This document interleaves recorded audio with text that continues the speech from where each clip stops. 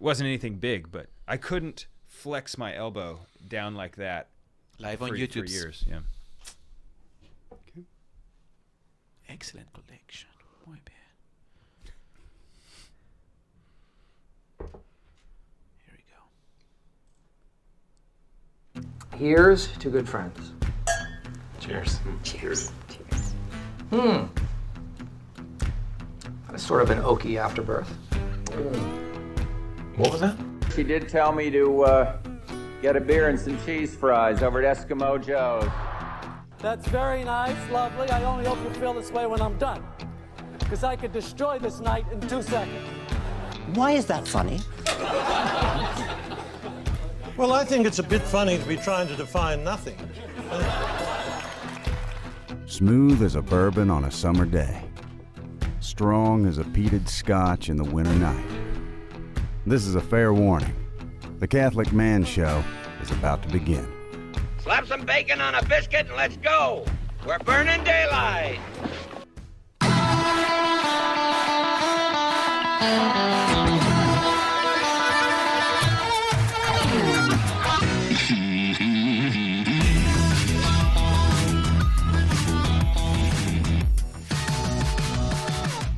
Welcome to the Catholic Man Show. We're on the Lord's team, the winning side. So raise your glass. Adam Minahan here, sitting with David Niles. We have Juan on the buttons. It's great to have you here, Juan. Thank you so much for being here. He's healing very nicely. Yes. We said last week that he was on the struggle bus with some of his shoulder issues, but healing nicely. We found out it's a bicep, not a shoulder. Yeah. Also great. Way better. Way Yes. better. Doctor told him stop doing that. Yes. So. No more. Hey, Juan. No more monkeys jumping on the bed. Yeah. Yes. Okay. Very good. I will do it under obedience. Good. Very good. Very good. How obedient of you. We also have a special guest on the show today. I'm very excited to have Father Cuddy from the Eastern Province of the Dominican House. Let's see, is it St. Joseph's Province? That's correct? Yes. It's great to have you here, Father. Thank you so much for being here. It's a great pleasure. Thank you. Yes. So you were helping with Aquinas 101, the Dominican Institute Aquinas 101. They have a new website that's coming out, or has come out, I guess, correct? Yes, they have a new website, Aquinas 101, which ties into YouTube, as some of your viewers may know, that different Dominicans give short presentations on YouTube about important aspects of Catholic doctrine and practice. And what Aquinas 101 has done, they made a new website where we can interact with the Thomistic Institute in a more interactive way, such that people can sign up, have more personalized course structure. You can get a certificate at the end. But it's really a whole revamped website. Father Legg, Father Little, and Father Pine, who run the Thomistic Institute, have really done a remarkable job at making what was initially just kind of a series of videos on YouTube a more dynamic, interactive thing that viewers can engage with. Yeah, what I really like about it is that you take the Thomistic principles, Thomistic understanding, like what does Aquinas talk about here regarding virtue or regarding some aspect of the Christian life, and you make it palatable for the everyday man or everyday woman, to where you can understand and kind of break down, and then it kind of whettens the appetite, so to speak, to go and take a deeper dive into the great work of St. Thomas Aquinas. Amen. Yeah, that's really remarkable what they've done. So. Yeah, I also think that, because in philosophy, there's a lot of lingo, right? And you guys are good about getting away from that and just saying, just explaining it in a way without the jargon. Otherwise, it's harder to understand. The jargon is helpful, right? Because it allows you to be very precise, okay? And so hopefully you get to that point where you can kind of understand, come to a deeper understanding of some of these words that serve a role, but it's hard to appreciate them in the beginning. And so I like that about the videos you guys put out, how it's like, hey, here's an example with a chocolate chip cookie, okay? And it's like, oh, I do want the chocolate chip cookie. Now I see what you're talking about, So thank you. And I think that's an important point, because St. Thomas is associated with a lot of technical, precise language and jargon. But that's like the second or third level of the discourse. Really what Aquinas is interested in is reality, concrete, specific, real things. And the language, the precision comes out of that, but it isn't as if St. Thomas is in his own little world. No, he's trying to articulate and learn about the real world, which includes today chocolate chip cookies. He would have no doubt been a big fan of those. I mean, well, actually, he was a very ascetical man. Maybe he would not have, but he would have understood. Well, I think he would have been a big fan. Now, how many would he have eaten? Okay, you know, so you're already making distinctions. Yeah, we're about ready to get into some technical nuances here. Good. Go ahead. I was going to ask Father Cuddy just a little bit about himself, but if you have something else you want to follow up. Well, I was just going to say you have a really good video on Aquinas 101 regarding the virtues and the moral life that really break that down. I've used it several times in my study, and then also just like being able to kind of regurgitate what you've said. So like it's really good. So if you just type in YouTube Father Cuddy virtues, I'm pretty positive that's what I typed. That's what I did, and it worked for you. And it worked. So it's a really good little course you have. That's kind of you. So Father Cuddy, just for people in case they're not familiar with you, who are you? Just background. So I'm a Dominican friar, priest, Roman Catholic priest of the Dominican province of St. Joseph. I grew up in western Pennsylvania, and after college went to Steubenville, entered the Order of Friars Preachers, and after a few years serving in a parish in New York City, one of our Dominican parishes, St. Joseph's, which is in downtown area, the West Village, I was sent by the order to Switzerland. I did a doctorate in theology in Switzerland, and then I came back for the last 5 or so years. I've been teaching future Dominican priests at the Dominican House of Studies in Washington, D.C. I teach theology, and my specialty is St. Thomas Aquinas' thought, philosophical and theological, and also the Thomist tradition, the great Thomists, the students of Aquinas throughout history who have helped us penetrate into the distinctions he makes and see how they're practical and relevant to today. So that's my shtick. Praise God.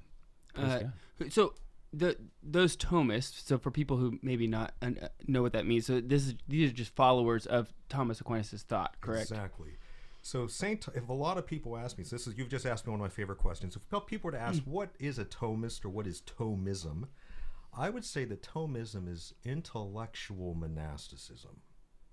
So what that means is just like if we were to go, here in Tulsa down to the monastery of Clear Creek, the architecture, the space, the place, the building, the time, the schedule, 3 dimensions are completely God-oriented. Chapels at the center, their whole day is structured around God. Every room, every wall, every window has a purpose. And so what Thomas Aquinas does is he does that on the level of thought and understanding.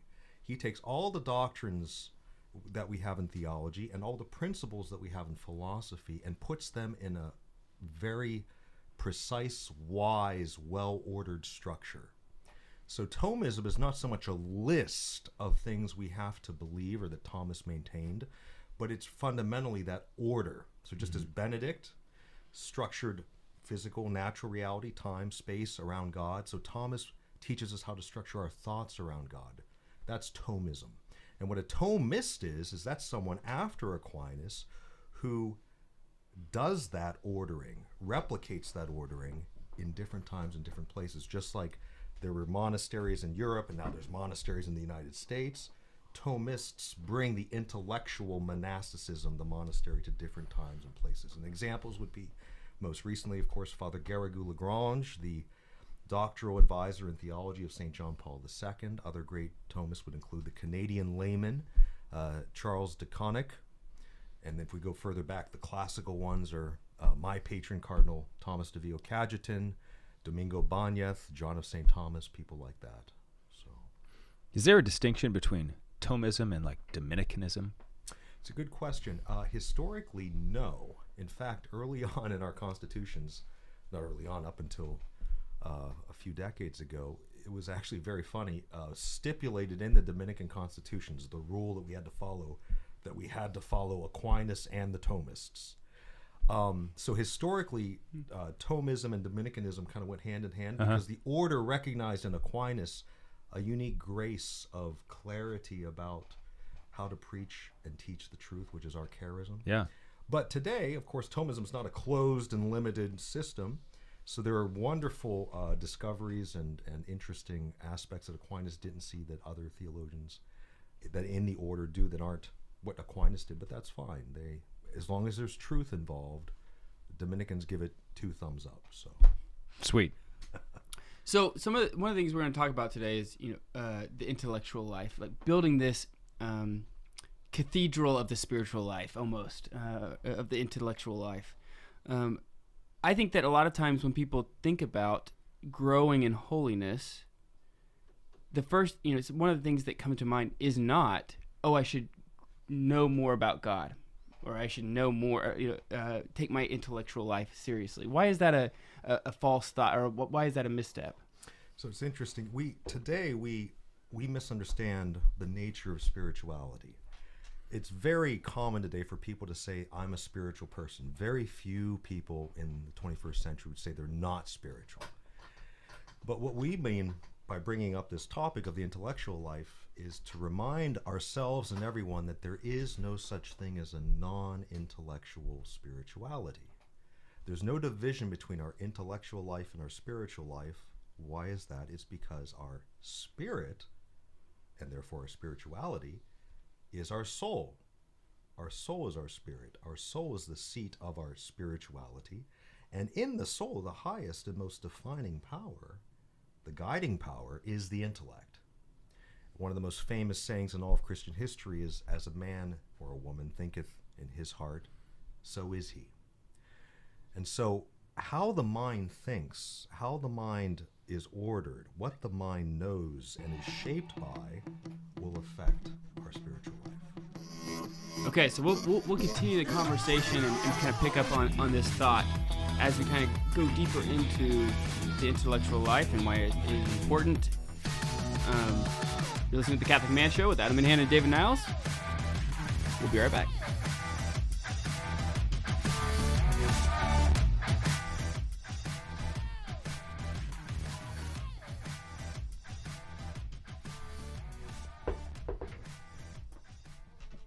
Yeah, we can keep rolling.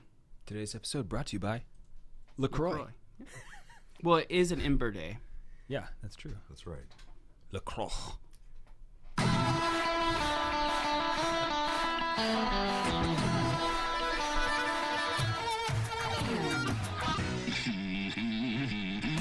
Welcome back to the Catholic Man Show. I'm David Niles here with Adam Minahan, our special guest, Father Cuddy, Dominican, priest of God, habit wearing, as well as other things. So, Father, you were just talking about how you can't separate the idea of spirituality from intellectuality. Just makes sense to me.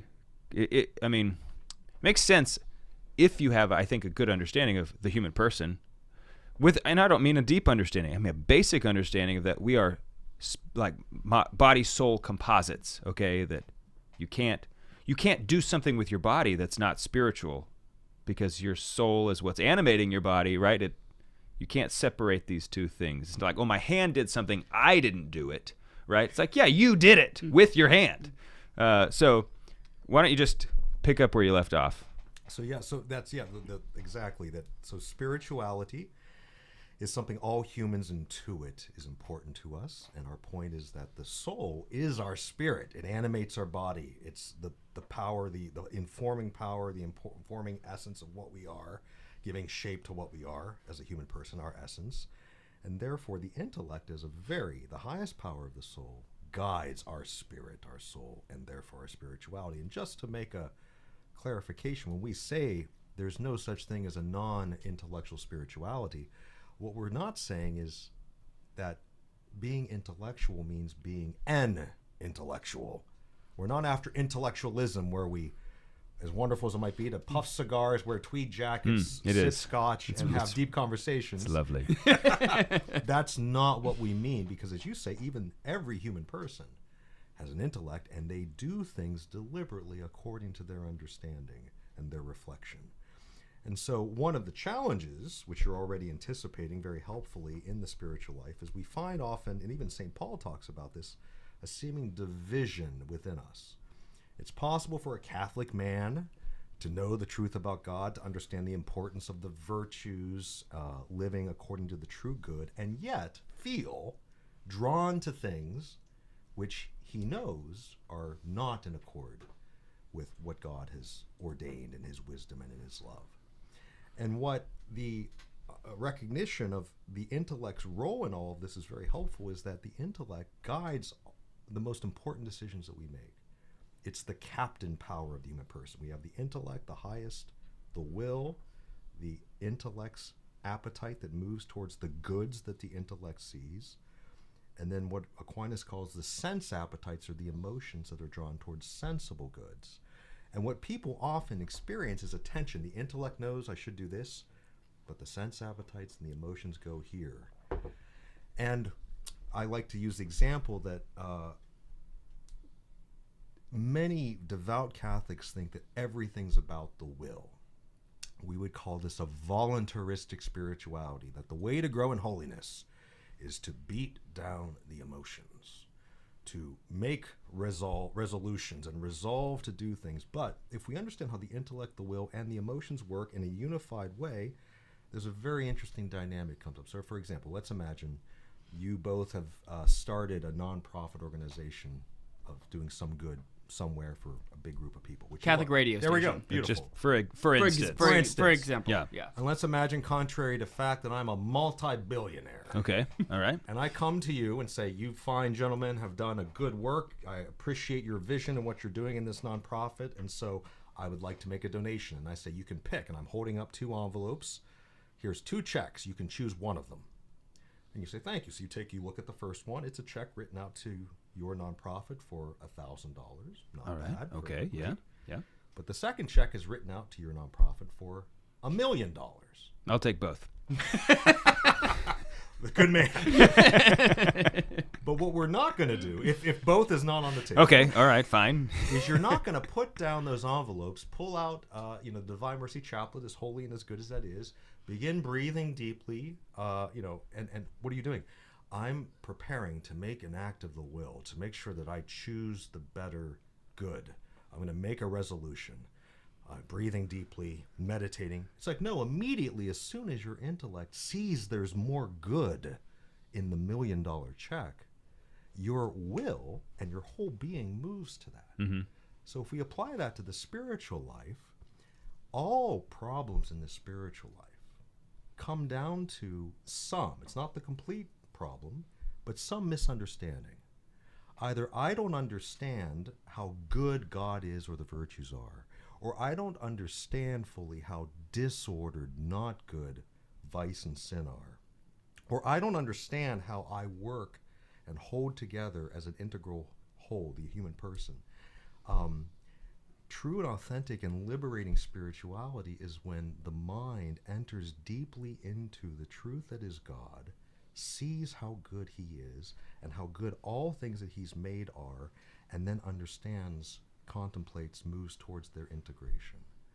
So that's what we mean. And that's something that the greatest theologians and philosophers of history can investigate, but also something my little nieces and nephews can investigate. Is this why in heaven sin is just like unthinkable or because we come to see the good for what it is? Beautiful, exactly. Freedom today, the freedom of the will, as very commonly is said, has its root in the intellect. So I am free to drink a Diet Coke or a Diet Pepsi because both of them are good.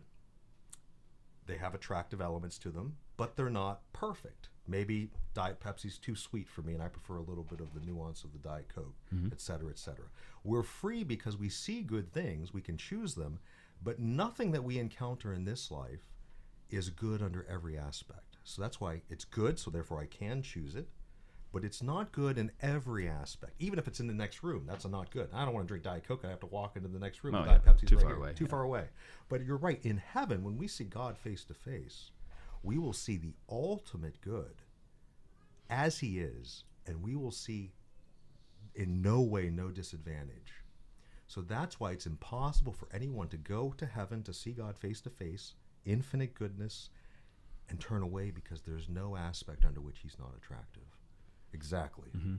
So I have a question. I want to kind of push into this idea of your example of like, oh, I'm gonna step back and take deep breaths and pray the Divine Mercy Chaplet, because some people would say like, oh, well, he's just going through a discernment process, which this is very clear. I mean, the extreme makes it easy to have a distinction of understanding. Well, it's very clear you see the better good, the $1 million, and you go with it. But some people may say, okay, but what about things that are not as clear? How do I orient my intellect to where I can see it quicker, to where I can make the decision, to where I don't have the disguise of I'm discerning and you're just not actually doing anything? Sure. It's a very good question. It's a very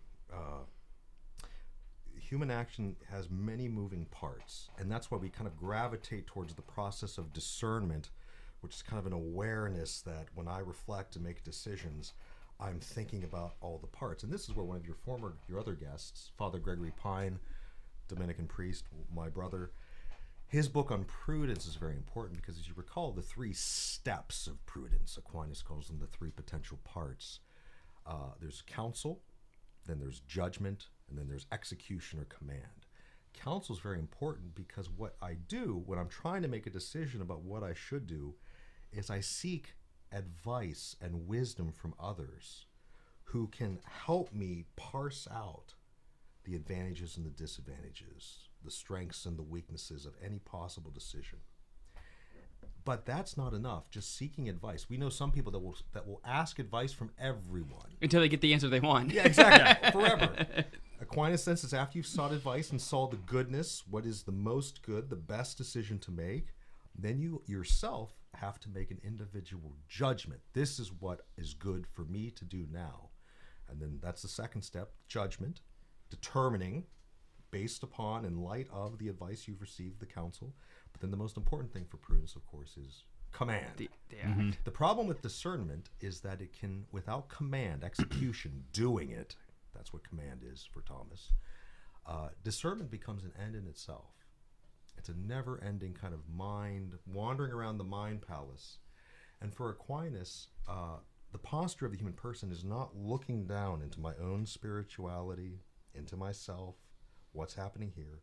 The soul, the human person's fundamental posture is looking up and out to reality. You know, real trees, real grass, real birds, you know, real friends, real people, real food, real God. And that's what prudence, it always ends in contact with reality, living in reality. At times, some approaches to discernment, it's like a self-spiraling kind of inward. That's why people with fake Christmas trees struggle so much. It's true. Yeah. It's true. Real Christmas trees are better. It's Yeah. true. Realism. That's right. Let's grab the axe and head out to the neighbor. We're going to cut down a tree. Yeah. Absolutely. Thanks, Frank. Yeah. Okay. So how do you train so for somebody who is, you know, okay, I've decided this is good for me. I should train in the intellectual life. I've never done this before. Maybe I didn't go to college, or maybe I didn't, you know, study to be an intellectual. What would be your advice to them? It's a good question. So the first thing is to, I would say first, to console them. It's not as if we're going to start being or acting in a different way. Because to be a human person is to have an intellect which knows and makes decisions. So we're not saying you need to be completely different. That's a good decision. Yeah. You need to be more of what you are and hone that, refine that. Second thing is we need to be deliberate. This is what prayer is. Prayer is defined by the Christian tradition as the raising of the mind to God. That's very simple. It's what do you think about? To grow in this, we got to order our mind to good things, God ultimately. Okay, so we're going to pick this up on the other side of the break. That work? Okay. We're here with Father Cuddy, Dominican priest, Dominican friar. Same thing, yeah. Distinctions. It's important. We'll be distincting when we come back.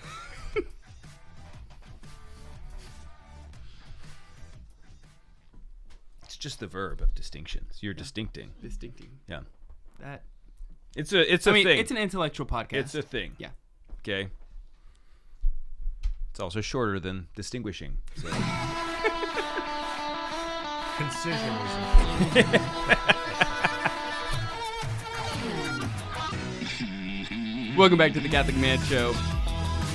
Talking about the intellectual life, which is always ordered towards God. Wouldn't you say that would be accurate? Absolutely. Okay, good. Glad we didn't misstep there. Yeah, if you didn't say yes, it was like, oh, okay, we need to take a couple steps back. Let's rework this. I missed something. Yeah. And the reason why, as we know, is because God is the author of everything. So even as cause of the natural reality that we have, all of nature points to God. And then certainly as supernatural cause when God reveals his inner life to us. And we understand that. God is the end both of reason by itself and then reason under faith. Yes. So, Father Cuddy, you were talking about growing in the intellectual life. And I think there's a perception or, it seems like, okay, for the average person, does not consider themselves to be an intellectual. But I think you can easily see the argument. It's like, okay, yes, this is a part of my person that I need to focus on cultivating, just like all the other parts of me, right? How do you grow in the intellectual life? Because you could see how it's like, oh, the only way to do it is to get like rigorous books, and I have to read these difficult books, and that's how I'm going to grow in my intellectual life. And if I don't do that, then I'm never going to grow. And that just sounds hard, and like a lot of people just don't want to do that, or can't, right? So how does one grow in their intellectual life? It's a good question, and as when we ended before the break, we said that the essence of the intellectual life, whether one's very young and simple, still learning, or a master philosopher and theologian, is the applying of the mind to something. So the question then is, how do we apply our mind to something? And I would say that if one is intimidated by the prospect of reading, big, complicated old books that we can only find used or 1,000 pages, this is where your show, Bishop Barron's stuff, the Catechism, Supremely, which is online, YouTube videos like Aquinas 101. There are many resources today, unlike any other time in history, where everyone has access to the internet. You can find texts, documents, videos, and talks by very competent and gifted people to explain these things. And what we're doing when we're reading a book or we're listening to a talk is we're not focusing on them, the speaker, the author primarily, but really we're looking with them to the reality that they talk about. So that's like if I didn't know, if we were to switch places back to the check example, and if I say, okay, we got $1,000 check and $1 million check, and I'm like, I don't know which one to choose. You would say, well, do you know what a dollar is? Do you know what 1,000 is? Do you know what 1,000,000 is? And what we're doing when you're teaching me about the value of 1,000 versus 1,000,000, I'm not looking at you primarily, but we're looking together at the goodness and the difference between these two. Yeah. And so entering deeply into, with a teacher, with a guide, whether personally, that's ideal, or even on the internet, at the reality of God, the reality of marriage, the reality of human sexuality, of justice, temperance, sacraments, Jesus. That's what we are. We're looking together at something. And I'm looking for a wise person that can point out details. It's like going to a museum. I'm terrible. I can go through a museum of the greatest art in the world in like 5 minutes. Oh, yeah, easily. I know nothing about it. But if I had someone that was an expert, right. The color there. Oh, it's pretty. It's pretty. Yeah. But if you had an expert, oh, wow, look, the reason why red is there is because of this. Yeah. And the shadow. Exactly. And the darkness, light's coming from this one part. And that's what it is. It's not that they're imposing something on the artwork. They're helping me, an untrained... Revealing it, unpacking it. And that's what we're doing. Yeah. Another thing that I have found to be very helpful in my own intellectual life is good conversations. Where, because when you have a conversation with someone, it has a way of, you're going to really comprehend the things that you're talking about when you're working it out together, just talking, and then you kind of you come to the realization through that conversation, and that has a way of just sticking with me. It's like, oh yeah, because I don't know, when you read a book, books are great, right? But sometimes that just doesn't quite sink in as deeply as the memory and the comprehension, that moment of enlightenment when you're having that discourse with somebody. Just wanted to, almost like memory is a virtue. dude. And this is why I forgot about that. we wouldn't counsel someone who says, I want to pursue the intellectual life with more gusto, to run straight to St. Thomas's own writings. But as you know, in the Summa, his masterpiece, the Summa Theologiae, he does structure it according to questions with points, counterpoints, and now let's come to a determination. Almost like a conversation. Exactly. Yeah. No, you've highlighted something very important. Yeah, the discovery of reality is always in conversation. The dynamic of, this is why family is so important. What a little child with his or her parents, what is that? Why? How? Mm-hmm. Those questions, that's the intellectual life. How is it that God can be everywhere? How is it that God knows everything? Why do we have to go to church on Sunday? Those are the same questions that a child might ask about a bird or a tree or about the customs of a home. But the adult, the intellectual, the truly authentic spirituality seeking person is asking the same fundamental questions of the human person, but vis-a-vis in relation to the highest things. And that's what we're after. And the more we see and contemplate, apply our mind on what is God, who is God, what is the church, what are the seven sacraments, what is Jesus? He's human and he's divine, like us in all things but sin. How is that possible? What does that mean? The mind is ordered to, in our humanity, to understand and to contemplate those things. And when we understand more fully, we will begin to love Jesus and all the truths that we encounter, discover more fully. Well, because the intersection with the reality is key for not falling in the trap of saying, like, I'm going to read about virtues, and I'm all of a sudden I've been reading about virtues for a long time, and now I believe to think, oh, I have this virtue because I know so much about it, right? Yes, that's right. That's very good. So this is the danger is we're all recovering modern philosophers, believe it or not, and that the modern philosophy's great conviction was that there is some separation between the mind and reality. But the movie The Matrix, we've all seen that from years ago. Yeah. That's possible. But for true, authentic intellectual life, the intellect is a power outward directed. The intellect always is encountering real things that exist outside the mind and that shape the mind. This is why relativism is so dangerous, because if you say your mind is your own kind of world and your mind is your own kind of world and my mind is my own kind of world, namely we don't think that reality is really real, we're completely isolated because your mind's different from mine and my mind's different from yours. However, according to the truth, if reality is the most important thing and our minds are outward directed, namely they can know reality, then our knowledge, your mind meeting reality, your mind meeting reality, and my mind meeting reality, we're not isolated. Mm-hmm. We are actually able to be united in reality. So exactly, Juan, it's not just a mental game.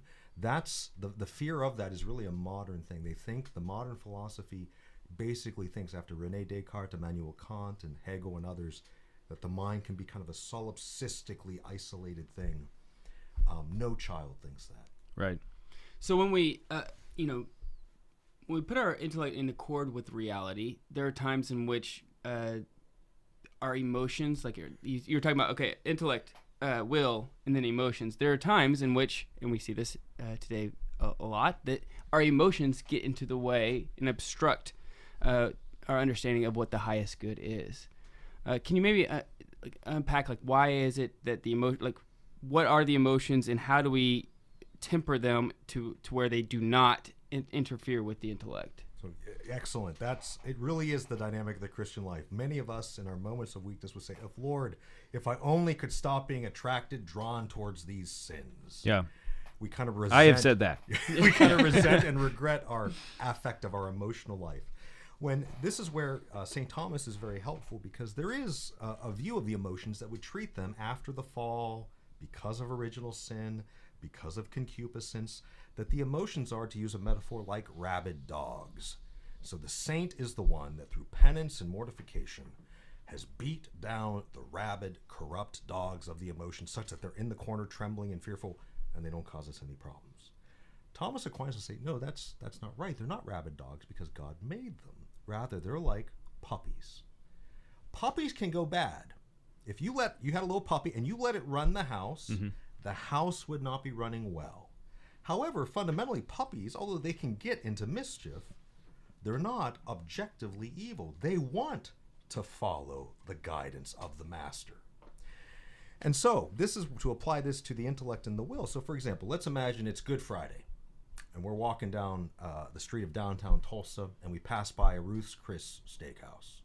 Good place. And immediately our senses, our emotions feel there is cooking cow meat behind those walls. That's delicious.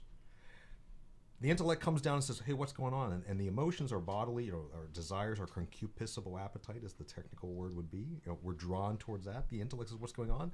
And our emotions, our body says, there's good food there. And the intellect says, yeah, there is, but it's Good Friday.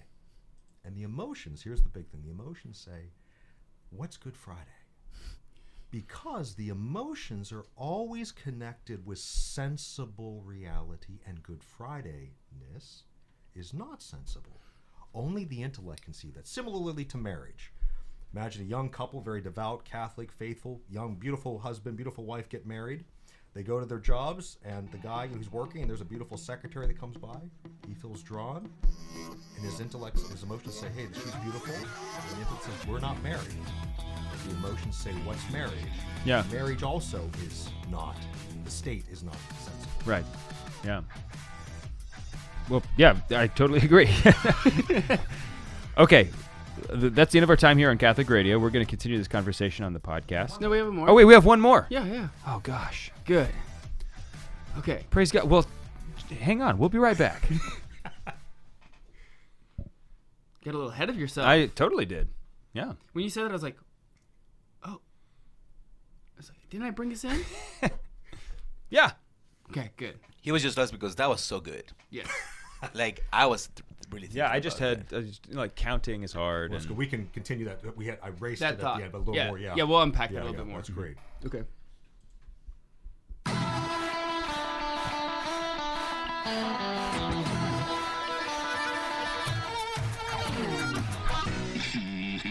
Welcome back to the Catholic Man Show.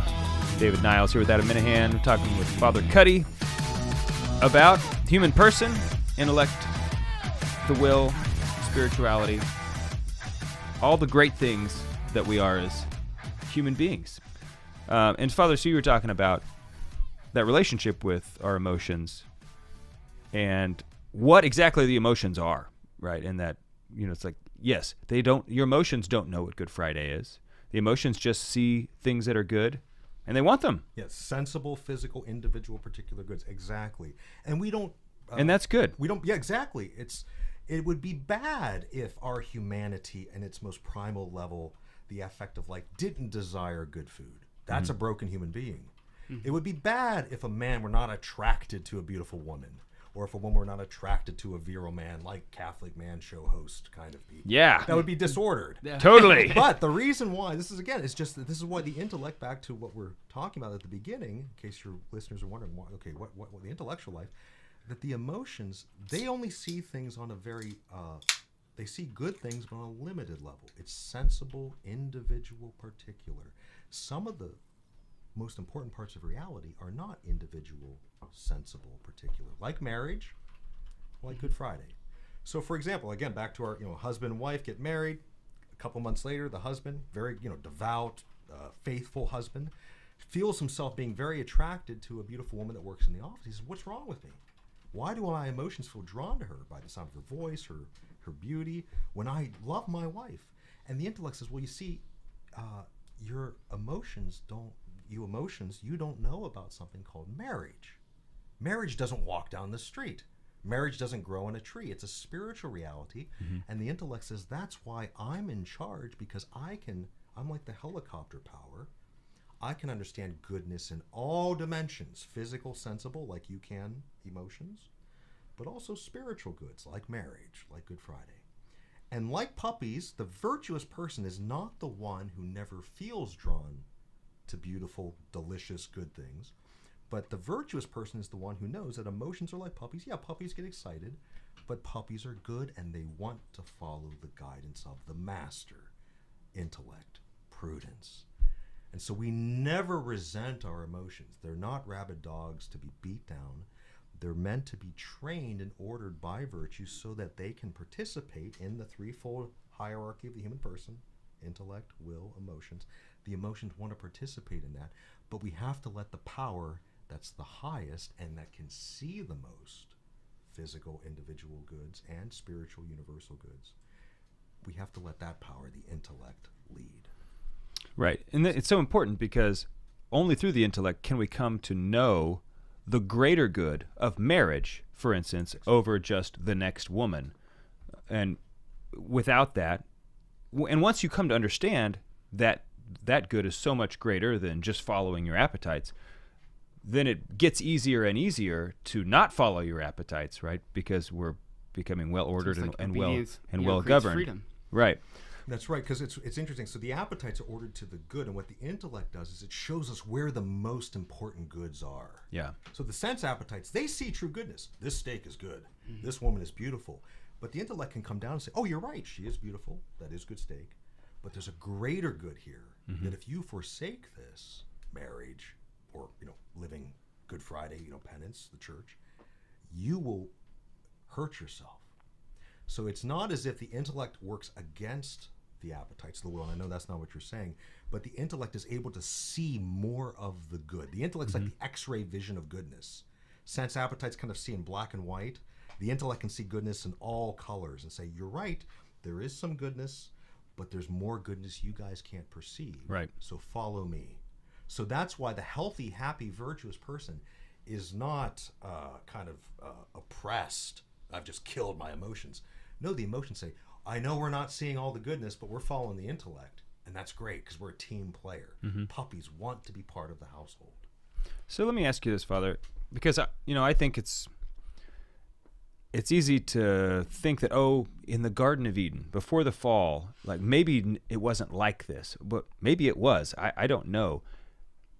Is the relationship between the intellect and the appetites different now than it would have been pre-fall, or what's up with that? That's a good question. So basically, before the fall, the emotions of Adam and Eve would have always sensed good food, beautiful people, etc.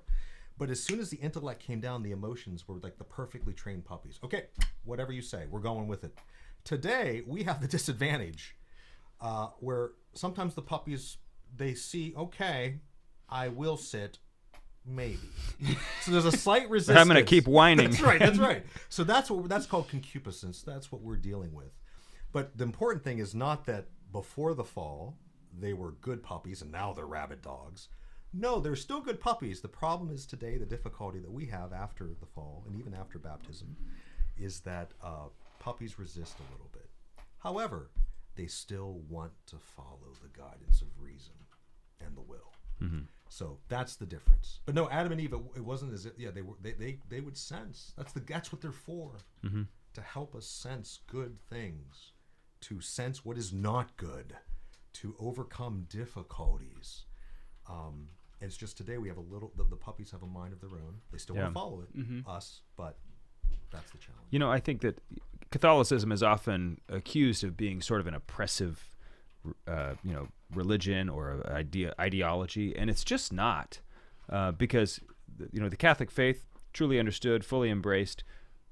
When you see these good things, the beauty of another woman, you should rejoice in it, right? There should be it's not like, close your eyes, don't look, Now, if you need custody of the eyes, yes, okay, you got to do what you got to do to maintain a virtuous life. But the man fully formed, the whole man, see reality for what it truly is. Right? Yes, should be able to rejoice in goods, in beauties, where they are for their goodness, right? In an appropriate degree. Inappropriate, yes. Right. So the intellect can say, like, beautiful woman. The sense appetites are drawn, the emotions are drawn, and the intellect comes, oh yeah, she's beautiful. And the emotions keep staring. Say, okay, that's enough. It's reasonable. Reason can determine how long we look. So we're not saying that, Catholics, like we pull out the binoculars and just looking for beauty. Right, I know exactly. what you're saying. Yes, no, 'Cause yeah, but you're right. Reason itself would say that's not reasonable. Right. But it could say, don't begrudge yourself. No. Of course, that is a beautiful woman or a handsome. Right. You're gonna get fired if you do that. Yeah. If you don't leave. But we don't begrudge that. And reason knows that. That's very important. There's no. Sometimes we kind of think the saints were the ones who were like the most neutered, effectively, emotionally people. Right. Yeah. And it's not it. Saints feel deeply, but their feelings are always shaped by the guidance of reason ordered to God. Mm-hmm. So John Paul II, he was a deeply passionate man. Padre Pio, my goodness, Italian. Yeah. Getting angry, throwing things, swearing, even all these things. But this is a man that loved God. He felt deeply, but he was ordered by God, to God, and by God. And so that's the Christian life. We should not think, this is very important for listeners, for viewers, do not think you are only a saint if you never feel anything. Right. And the other thing, this is the other interesting thing, and we're going to bring this up at the end, but you can't feel God.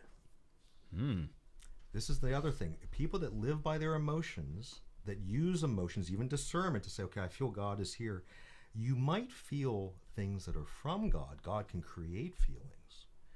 But because God is infinite and spiritual and your emotions are ordered towards particulars and individuals, technically speaking, you can't feel God. He can create good feelings. So that's why in the Christian life, we can't even use our emotions to guide us to God, because that's on a whole new wavelength. That's like asking the ear to see. Because God, the emotions are physically oriented, particular. God is universal, spiritual, infinite. So we don't, again, begrudge. So it's great. If we're at a praise and worship event, conference, retreat, and we just feel very close to God, we can say, I feel very good. And God might be giving me these emotions, but I know I'm not actually feeling God. This is where only the intellect and the will, faith, hope, and charity are in the intellect, faith, hope, and charity, and the will, because only they're able to directly have contact with God. The emotions can't. And again, that doesn't mean they're bad. Right. They just follow. So what does it look like when everything is in accord and we're in front of the beatific vision in heaven? Like, what does that actually look like for the emotions? So the emotions, then, that's very good. They will rejoice, but they'll rejoice as part of the human person completely. So in other words, the emotions aren't going to be themselves able to perceive the infinite being of God, his goodness, but as a part of you and me, they're a team player. They're like, oh, the highest powers are really jazzed right now. We're jazzed in and through them. And will that change when we have a resurrected body? So before we have a resurrected body, we won't have the emotions. That's emotions why always have they're psychosomatic, soul body things. That's why it'll be more intense when we receive the resurrected the body. resurrected. So this is where the great Thomist commentator Cardinal Cajetan would bring up a distinction. He would say, intensively, when you're in the beatific vision, you're always filled with the goodness of God. It's like a glass. It's filled to the brim with God's goodness. But when you have the resurrected body, it's not as if you're more filled in the sense that God only gave you 90%, now he's going to give you 100. No, you're extensively filled. Namely, your glass is bigger now because now you have a body also. So that also is filled. So intensive, it's always 100%. It's just after the resurrection, there's more of us in that 100% of being filled. And that would also be for the inverse in hell, correct? Like the punishments would be even more intense. That's right. So yes, they will feel it not just in the sense, but also in the intellect and the will as well. Yeah, intensive and extensive. Extensively, that will increase. Yeah, I just think that's such a good point you made there about you can't sense God. To me, that really drives it home why the intellectual life. Because it's the only way to come to a knowledge of Him. The more you know Him, the more you can love Him. The more you love Him, the more you can serve Him. And God can give you feelings. He might create them. You can feel Sure. but it's not God himself. Yeah. Yep. We're out of time on the radio. Go check us out on thecatholicmanshow.com. We'll continue the conversation for a little bit longer with Father Cuddy. We're on the Lord's team. The winning side. So raise your glass. And cheers to Jesus. So, Father, if you can't feel God, should you then aspire to hear Him in prayer? Is that how you get confirmation for discernment? Sure, so that can happen. So God can lead us. He can create feelings, confirmations, inspirations.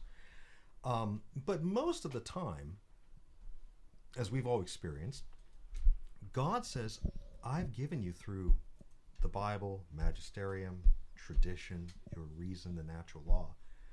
You can kind of know what you should do. Now, if you're called to something extraordinary, like starting a new religious order or being a extraordinary saint, God can use extraordinary means of guidance. But I do think it's a sad and unfortunate thing for most of us, even priests, to think God's going to lead us in this extraordinary way, because if he were to do that, that would basically mean he hadn't given us, through our intellect and our will and our emotions, enough goodness to be close to him without extra benefits. It's like, no, he made us in all of our being to know and to love him. And that's why we go to the chapel and we say, Jesus, I love you. Why aren't you talking to me? He's like, I've already told you the most important things, that I am good, that I love you, that I'm real, that in that little box called the tabernacle, in that little circle styrofoam looking thing called the Eucharist, I am there. I can't feel you, Lord. And he says, well, the reason why you can't feel me is that I'm so powerful, so infinite.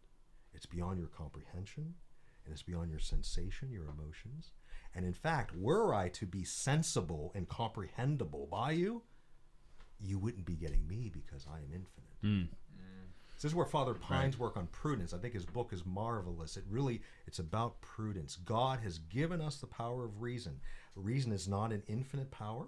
It's still created. Our reason's created.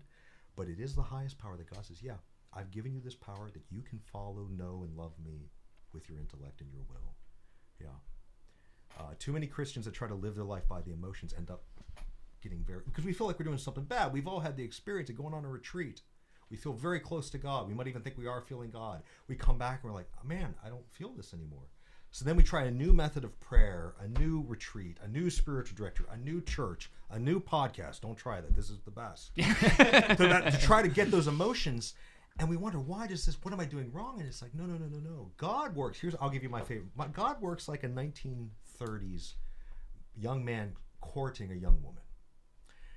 So let's imagine 1930. The world's in black and white. Of course, they didn't have color. Right, yeah, right. No. He dresses in his Sunday best, has gotten permission from the parents to call upon their daughter. Rings the doorbell. He's carrying flowers. The father answers the door. Mr. Smith, thank you. I'm here to see Courtney. Yes, come on in. They sit in the parlor for 30 minutes. The parents are right around the corner chaperoning. They have a very nice conversation. The young man gives her flowers. First date done. Beautiful. Next week, they have an hour. He brings chocolate. The parents trust him a little more. They're in a different part of the house. And as the time goes on in their courtship, they take trips together, maybe drive, a Sunday drive, out to dinner, to the carnival, very wholesome things. And that's normal, that's beautiful. But if their relationship is going to be real enough that marriage is on the table, there will come a day when she will be happy if only he comes and there is no flowers, there is no chocolate, there's no drives, there's no dinner. It's just him. Chocolates, flowers, drives, and carnivals, those are good things. But obviously, if they're having a real relationship, you're really in love. You married men, when you're just together. God works the same way. Early on in the spiritual life, he gives us little chocolates, little flowers, those feelings that we have. And they're good. He's saying, look, I want to reach you on your level and show you how much I love you. But ironically, when those feelings dissipate, we think that God is actually growing distant from us.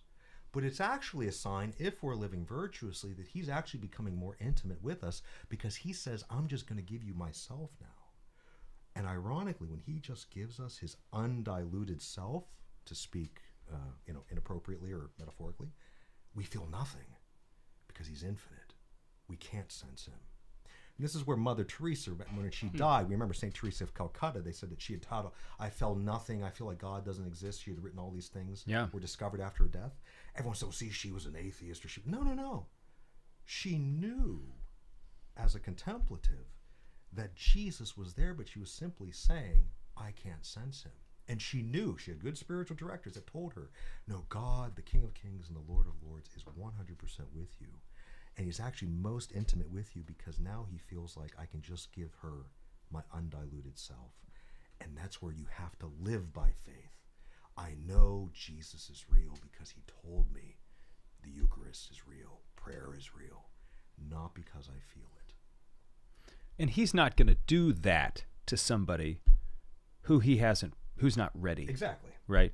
But just like you said, he doesn't want you to fall in love with chocolates. That's right. He wants you to fall in love with him. That's right. And most of the time, God knows how to love us. That's the fundamental thing. If I could say one thing to all the people, what I would say, dear friends, please know that God knows how to love you. We think, God, I need you to do this. You don't understand. God's the perfect one at loving. He knows when we need a chocolate, a feeling, and he knows when we need to not have it so we don't get distracted by the chocolate. He knows when we need consolation and miracles. He also knows when we need to experience no sensible consolation and just live by faith. He always perfectly loves us. That's so important. Jesus knows how to love.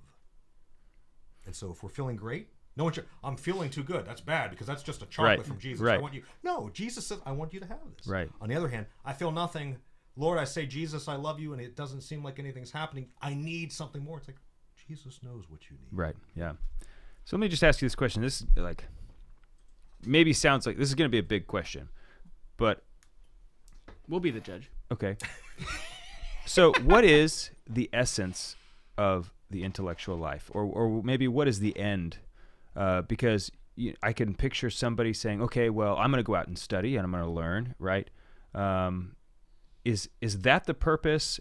Really, I'm trying to ask you about how does your prayer life, which one's more important, right? I mean, if you're just learning everything, but you're not praying.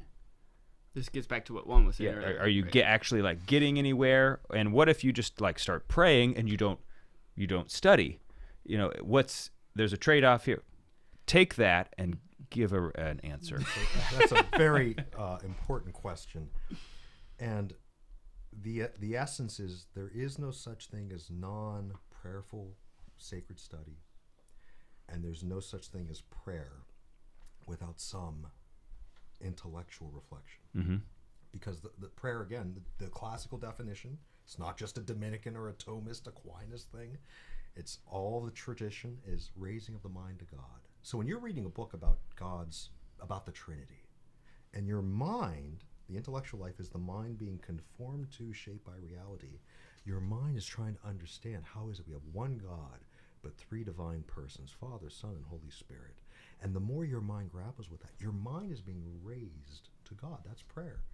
Conversely, when you're praying in the chapel, you're speaking, you're reflecting, but all that you know about God is, who God is, shapes your prayer. Mm-hmm. So we would want to say very specifically, and I say we here as Dominicans, that prayer and study are never in opposition if they're directed towards reality, real things.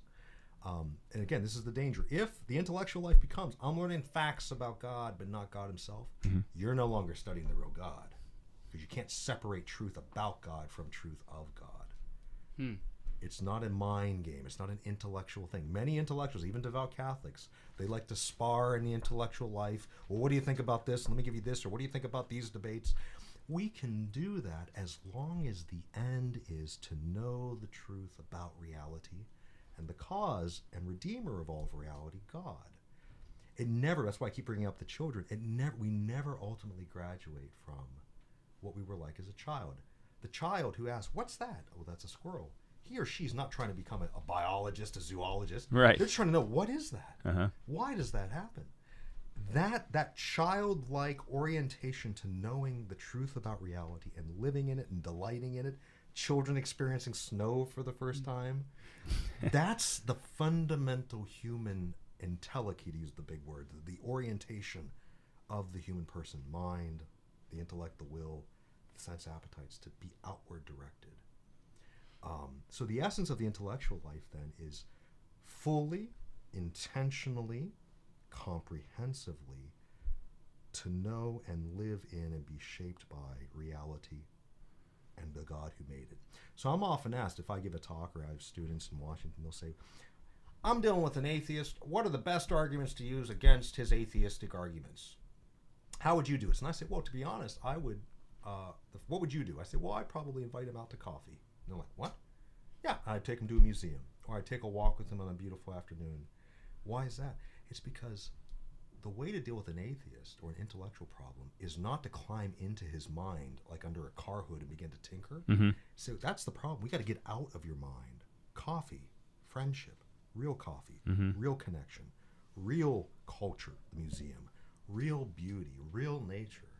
If his mind can be reoriented or liberated to looking at that outwardness of all that God has made, that's the most important apologetic move anyone can make.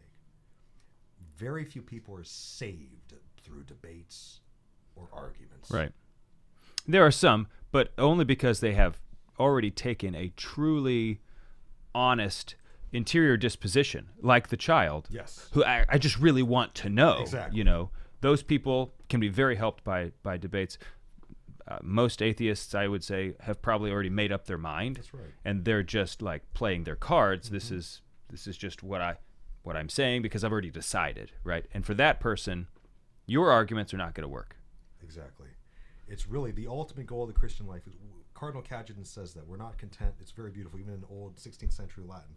We want a real bath. We want a real drink. We want to live in real world, know the real God.